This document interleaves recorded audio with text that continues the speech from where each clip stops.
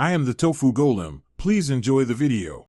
In this video, I will explain how to make pickle gravy. First, gather your essential ingredients including pickle juice, butter, and all-purpose flour. You'll also need some of your favorite pickles, ready to be finely chopped. This unique gravy adds a tangy twist to many dishes, and it's surprisingly simple to prepare. We'll start by creating a flavorful roux, the base for our delicious gravy. Now let's create the perfect roux. In a saucepan over medium heat, melt 2 tablespoons of unsalted butter. Once melted, whisk in 2 tablespoons of all-purpose flour until a smooth paste forms.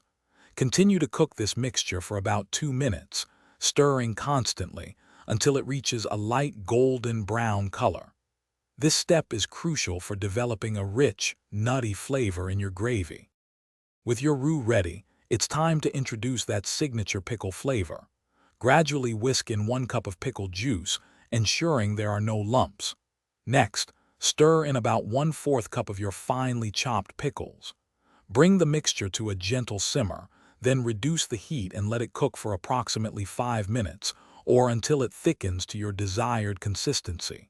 Season with salt and pepper to taste. Your delicious pickle gravy is now ready to enjoy. It's fantastic served warm over creamy mashed potatoes, adding a unique tangy kick. This versatile gravy also complements fried chicken, pork chops, or even biscuits. Experiment with different dishes to find your favorite pairing. Remember to check the description below for a link to Darn Tough Socks and other great deals. Thanks for watching and happy cooking. Thanks for watching. Consider subscribing if we helped you today.